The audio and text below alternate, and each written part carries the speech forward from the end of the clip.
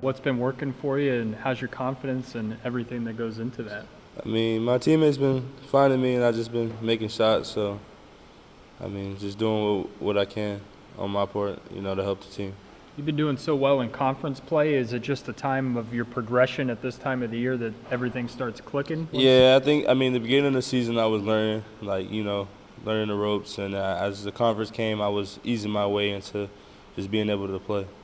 Is your comfort level out there now day and night compared to was when you just started? Yeah, definitely more comfortable. I mean, I know what I'm capable of and not capable of, so it's easier to go out there and play.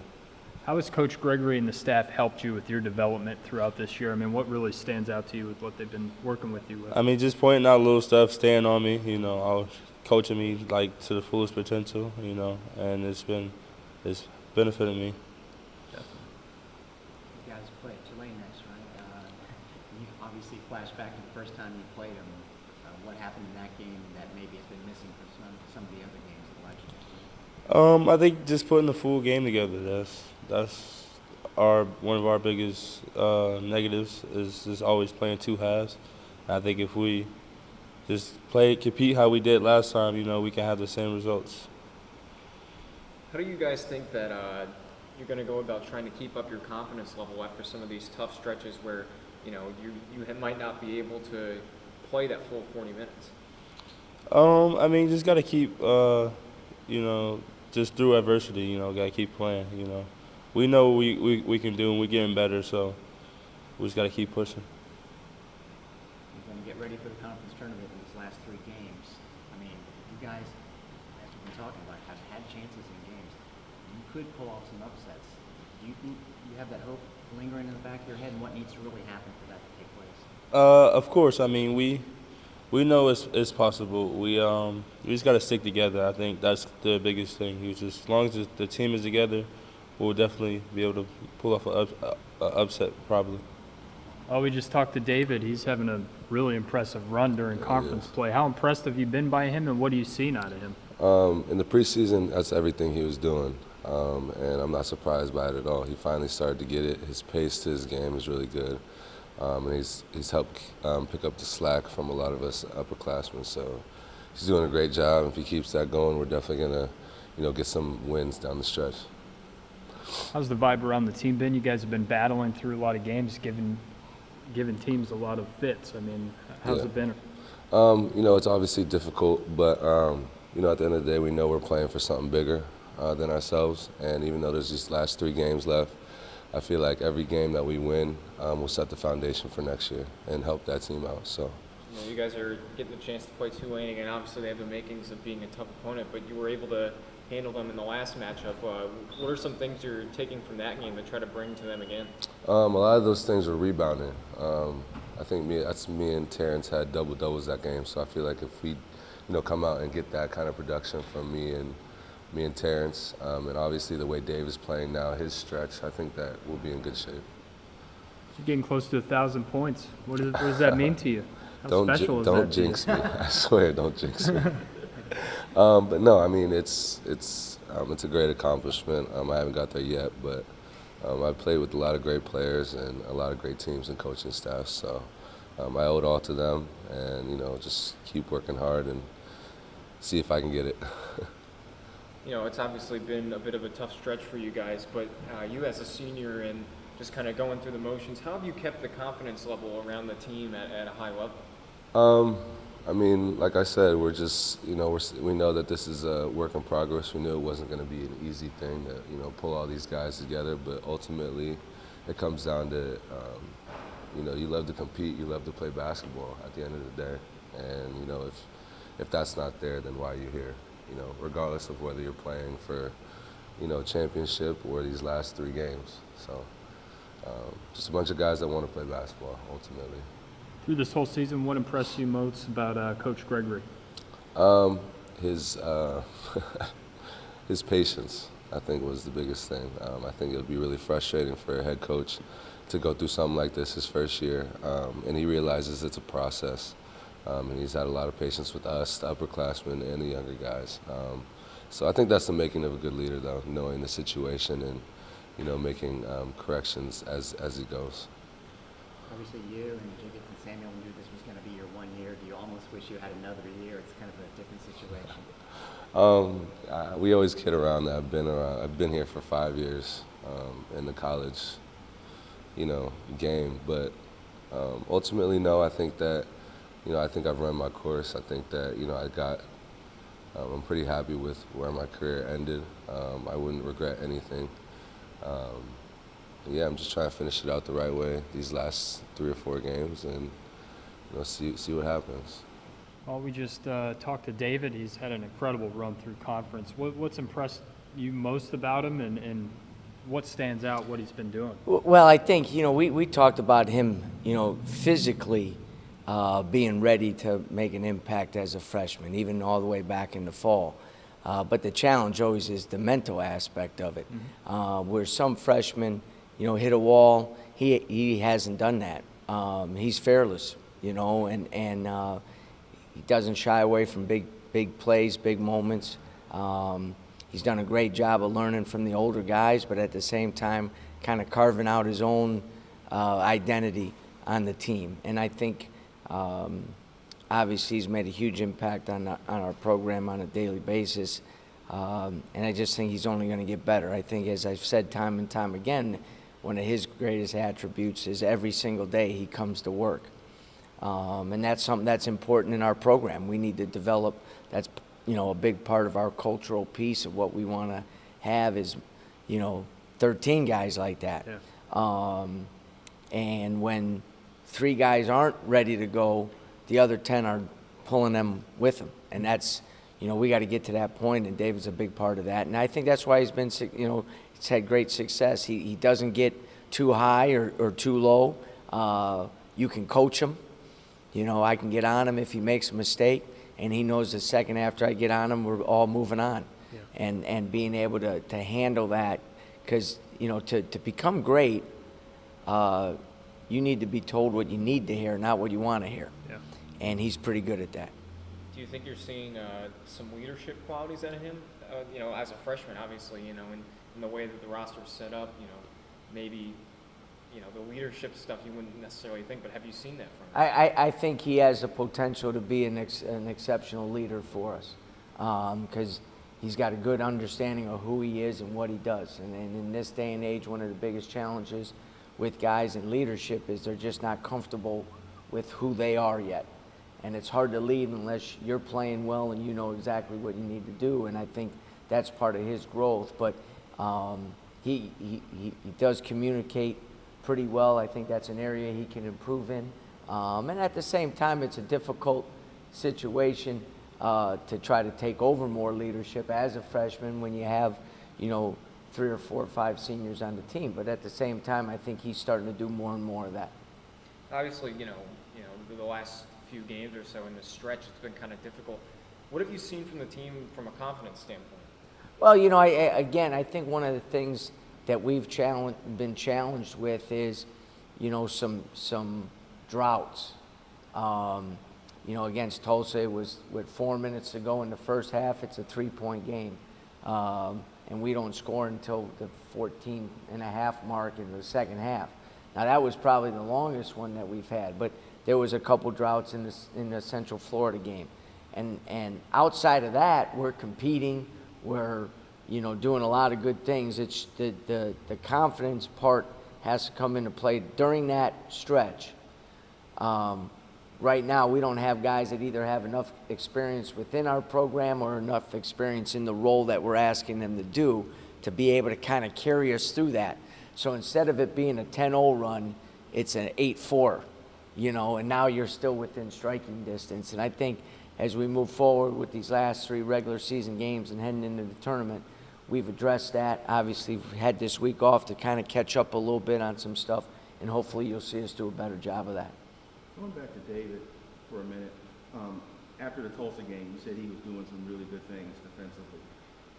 How difficult is it, or how much of it is it for freshmen like David to be able to defensively put it together for long stretches or for game to game? It's hard, because what they've been able to do in the past, they've always been more or less the best player on the court. So you can go through stretches where you're not focused in defensively, where you're going to be able to make it up on the offensive end, you know. But I mean, he understands in his program you got to play on both ends of the court. He's gotten, you know, you look at who we're starting him on in the last 4 or 5 games. It's been on the best perimeter player from the other team. That's a compliment to him. It's also a compliment to where we think he can get to. I think he can be an exceptional player on both ends. You know, a defensive stopper, but also a guy that can score points, create scoring opportunities, rebound the ball, different things like that. So the level of concentration is always hardest for freshmen defensively. And to understand that the hardest part of defense is not one-on-one coverage. It's when your man doesn't have the ball. Are you there to help your teammates? Are you in the right position? Are you communicating? Stuff like that. Realistically, the 12th seed, which you may be in the conference tournament, nothing's expected to just show up and go home. But do you have a suspicion that if you guys can close those droughts off, that you have a team that can at least surprise some people? Well, if you look at our games, you know, we've been very competitive. I can go through the list. 8 minutes ago against Temple, it's a 3-point game. The game the other night, the Central Florida game. You go down the list. So it was interesting. I heard a really good comment. At this time of the year, every team is right around the corner from a rut or a run. You know what I mean? And our job is with these next 3 games, irregardless of if we keep moving towards that run area. You know what I mean? And that means our defense has to get a little better in those times, and our offense has to do the 2 main things. We got to make shots, and we got to not turn the ball over. When we get open shots, we need to put those in. And that's every bit as frustrating for our players as anything else. When they know offense created a good shot or your teammate created a good shot for you, and we're not able to finish the play, either on a layup or an open shot or a move in the post. And hopefully if you can do those things heading into Orlando, you have some momentum going into those games. You know, you talk about making noise against a team like Tulane. You know, you were able to do that on the road, hard-fought victory. You get the chance to play them again. What are some things that you're hoping to see from the team to try to pull off another win? Well, Tulane's been snake bit. You know, they played really well last night at Wichita State. They have one of the premier players in the league in Frazier, and one of the best seniors in the league in Cam Reynolds. We played very well there. We made layups. At their place, and it's amazing when you put the ball in the basket, around the basket, how things go a lot better. But they've lost a lot of close games over the last couple weeks, so we're going to have to play extremely well. We got to do a great job of guarding the basketball. Got to do a great job of mixing up our defenses, and then offensively, we got to shoot the ball well. The old adage, everything looks a lot better when the ball goes through the basket. And when you see the ball go through on a couple layups, then all of a sudden some of those threes are a little easier to make as well.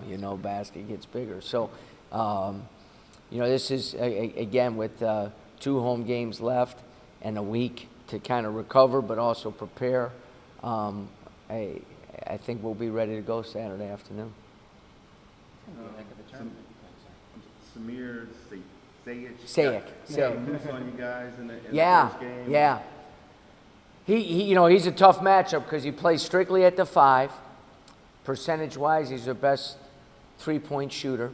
Doesn't take as many, roughly 1/4 of his shots are threes. So it's a tough matchup for our 5-man. We lost some concentration and had some missed coverages that got him some open shots. So we're going to have to do a much better job with him in this game. The other thing that he did and has been doing, he's scoring around the basket more. They can really drive the ball from 4 positions. So he's the recipient of a lot of drop-offs as help comes and rotations happen, and he's their best offensive rebounder at 2 a game. So we have to do a really good job of being able to help and still put a body on him, being able to help and take away a sink and fill on the backside on drop-offs. He had a big and 1 against us down the stretch when they were making their comeback on on a drop off right at the basket. So we got to do a good job on him because when he scores like he did 16 against Wichita State, they're a much different team. I was going to say about how it's going to be a heck of a tournament outside of the top three, maybe with Tulsa exception. Everyone thinks they have to win the thing. How deep is it as far as teams that could pull it off? Well, you look at, I can name a couple teams. Temple is good enough to beat anybody. You know what I mean? Memphis offensively with Martin, they can get it going and they can win 3-4 games in a row. You know, and you mentioned Tulsa, who's playing again. Tulsa and Houston are probably playing as well as anybody in the league right now. You know, and they both play a little different brand of basketball. They do some unique things to their program that in a one-day turnaround may be hard to prepare for. You know, you go against, you play us or you play someone else, and then all of a sudden if you play Tulsa, now you're going to see zone the whole game. And you may have played the last 3 games and not seen a zone possession in all 3 games. So in those situations, you go through the list. Yeah, you look at Central Florida, they can, when they're good offensively, they've already proven how good they are defensively. When they're good offensively, again, they can beat anybody. If SMU gets healthy, if Shake comes back for them, they're just a different team. So it's going to be a heck of a few days in Orlando. There'll be some wild games, I can guarantee you that. Before we get to the conference tournament, you're going to have one more game as well with senior day right around the corner too. What is this graduate transfer class with Terrence and Jiggets and everyone? What do they mean to your staff and helping ease everyone's staff and getting acclimated to USF and helping even the freshmen incoming class? Yeah, I mean, they've done a great job. There's no doubt there's going to be some disappointment in some of the games and different things like that. But to their credit, they knew what they were getting into. They wanted an opportunity to work on their advanced degree, and all 3 have done an incredible job of that. They wanted to lay the groundwork a little bit for future success here.